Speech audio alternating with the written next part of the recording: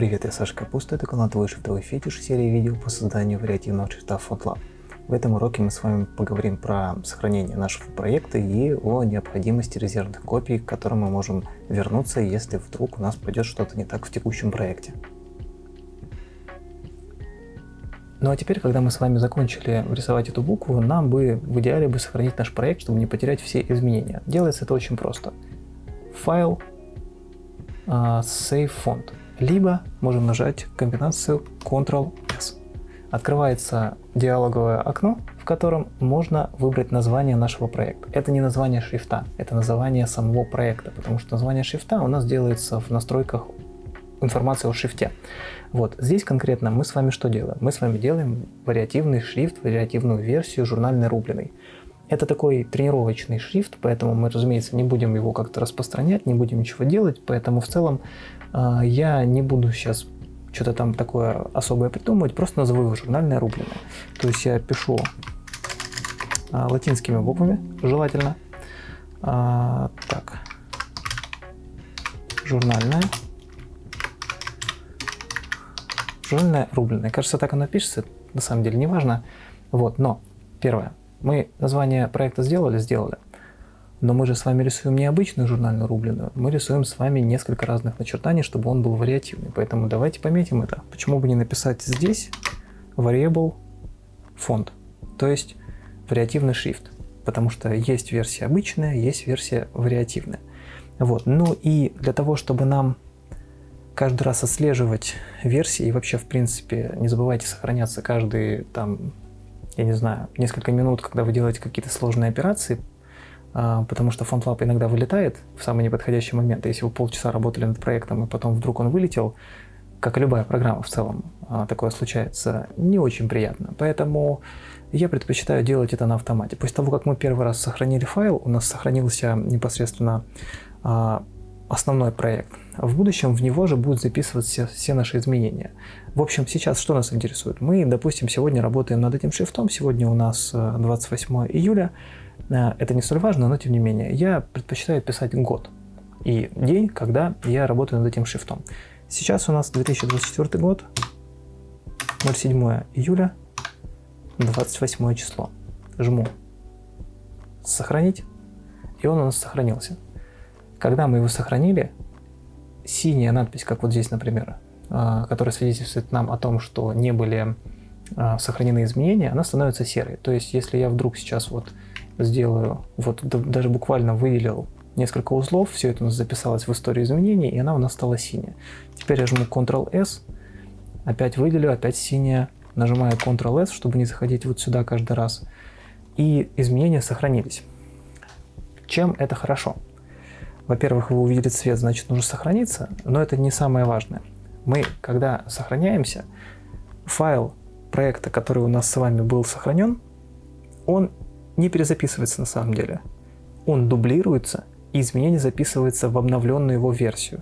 Чем это полезно? Если, допустим, вы делали какой-то проект, допустим, нарисовали какую-то форму N, вот прямо она вам нравится, но потом передумали и решили ее изменить, периодически сохраняя, там, нажимая Ctrl+S каждые, ну, предположим, там, каждые 10 секунд, каждую минуту, допустим.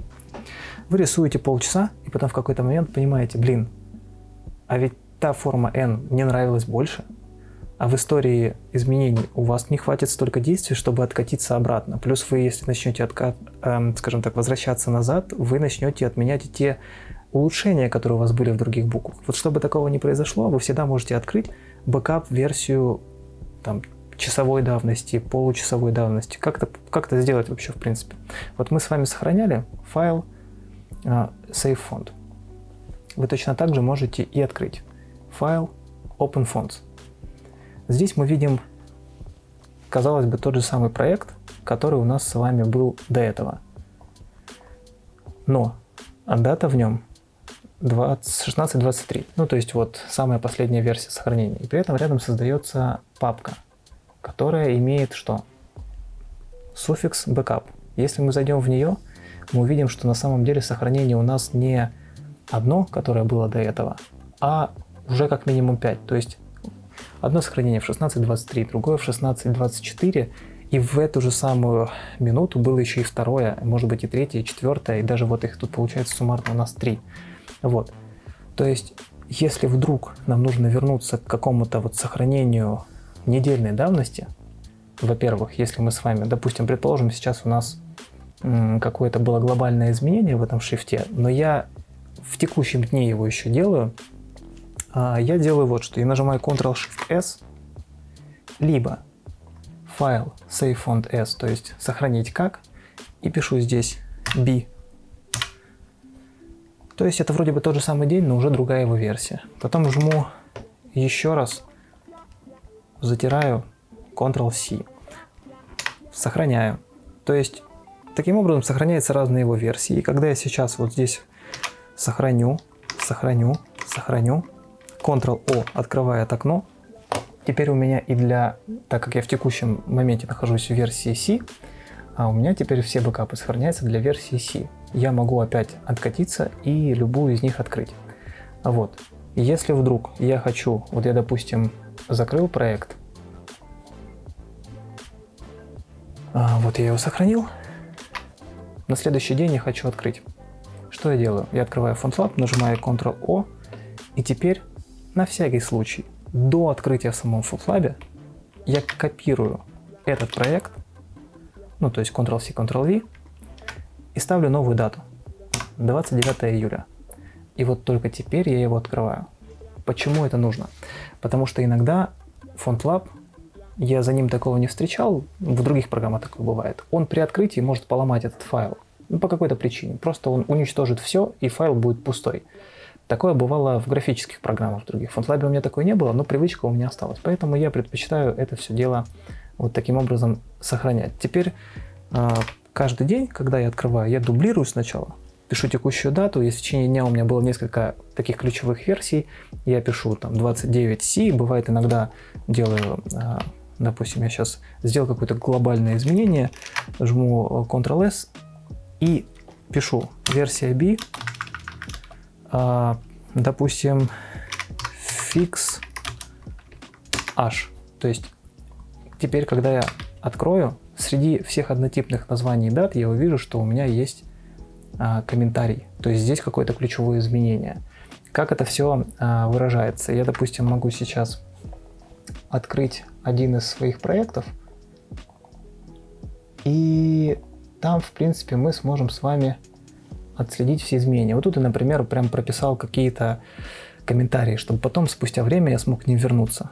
Вот, допустим, захожу в папку All, потому что я, как видите, с 2019 года этот шрифт рисовал, потом сделал перерыв, в 22-м что-то там еще поправил, и потом переименовал его и начал полноценно работать над ним в 23-м году. То есть я уже полгода работаю над этим шрифтом, а может быть даже больше. Так как у меня на каждую версию только один день представлен, я могу примерно понять, сколько дней я над ним работаю. То есть я выделю, если все файлы, я вижу, что я работал над этим шрифтом 185 дней. Очень удобно, и всегда могу отклониться, например, вот где-то здесь у меня строк абхазской буквы Х. Так как я его уже разобрал в текущем шрифте, туда я могу вернуться и его скопировать, чтобы потом этот фильтр как-то поправить и скопировать в текущую версию. Ну, в общем, примерно по такому принципу это все работает. То есть каждый день я начинаю с дублирования этого глифа, то есть этого проекта. Просто на всякий случай. Мало ли вдруг что. Всегда полезно иметь бэкап. Вот. Ну, в принципе, основную идею вы поняли. Проект мы сохранили, название мы ему придумали. Здесь вот эти папки, так как у нас накопилось большое количество прямо полноценных сохраненных проектов версии 28A, 28B, 28C, 29, да, допустим, нам нет смысла вот эти вот множество подпапок, потому что они весят очень много.